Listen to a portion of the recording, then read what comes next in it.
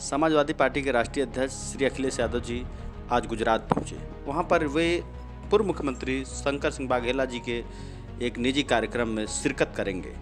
वहां पर पत्रकारों से सवाल पर कि तेजस्वी यादव को ईडी समन, सीबीआई के समन पर आप क्या कहेंगे, उन्होंने कहा कि बीजेपी कोई नया काम नहीं कर रही है, ये काम कांग्रेस का शुरू किया हुआ है, थोड़ा कम थोड़ा ज़्यादा।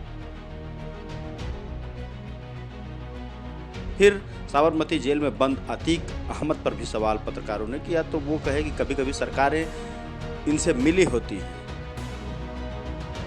फिर आगे के सवालों में उन्होंने कहा कि गुजरात से उत्तर प्रदेश का सीधा रिश्ता है। यहाँ पर महात्मा गांधी का सत्याग्रह से लेकर के भगवान श्री कृष्ण और जमुना सारे संबंध जुड़े हैं उत्तर प्रदेश से।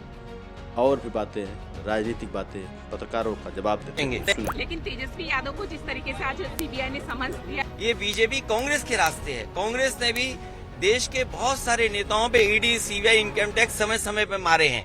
उसी रास्ते पर बीजेपी है, तो बीजेपी कौन सा नया काम कर रही है? अगर कांग्रेस आज जमीन पर पहुंच गई तो कल बीजेपी जमीन पर पहुंचेगी। आतिक अहमद भी जिंदाबाद, जिंदाबाद, अहमदाबाद की साबरमती ये काम हमारे नहीं है, ये काम सरकार के हैं। सरकार मिली रहती है, कई बार सरकार मिली रहती है और सरकार ऐसे फैसले लेती है। और नॉमिनेशन जेल से हुआ, वो सरकार बीजेपी की थी।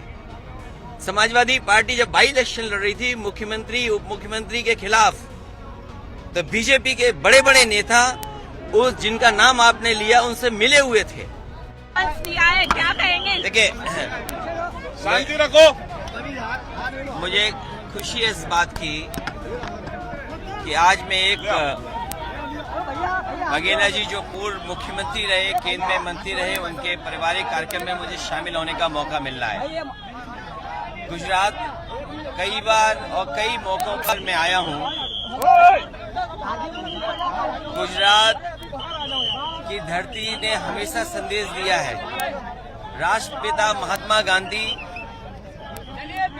जिन्होंने जन्म लिया था यहाँ पर, और आज भी यमुना के किनारे लोग जाकर के सत्य अहिंसा के लिए संकल्प लेते हैं। और वहीं कृष्ण भगवान ने जहाँ जन्म लिया था यमुना के किनारे, और आखिरी सांस यहीं गुजरात में ली।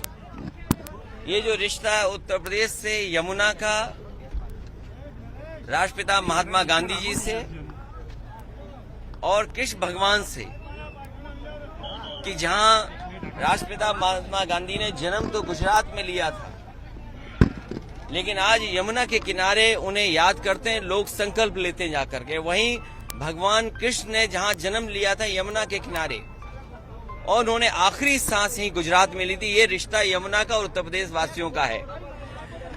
सत्य अहिंसा का नारा राष्ट्रपिता महात्मा गांधी ने दिया, उस रास्ते पे भारत चला और भारत को आजादी मिली। आजादी के साथ साथ राजनीतिक लोगों ने अपने जीवन में उतारा सत्य अहिंसा और सत्याग्रह का रास्ता अपनाया। लेकिन जब से भारतीय जनता पार्टी की सरकार देश में आई, और खासकर उत्तर प्रदेश में, भारतीय जनता पार्टी सत्य भूल चुकी है। वो सत्य के रास्ते पर नहीं है, और अहिंसा का रास्ता बुलडोजर ने ले लिया। गांधी के देश में अहिंसा का रास्ता ही जिसका बुलडोजर ने ले लिया, और फिर ईडी, सीबीआई, इनकम टैक्स। और गुजरात में अगर ये बात हम पूछें, गुजरात के लोग तो मैं जानता हूं, और खासकर उद्योगपति यहाँ के कई बार मुझे मिले हैं, वो कहते हैं कि अगर इनकम टैक्स का छापा उन पे ना पड़े तो उन्हें बड़ा बुरा लगता है। तो गुजरात के लोग तो इस बात को जानते हैं।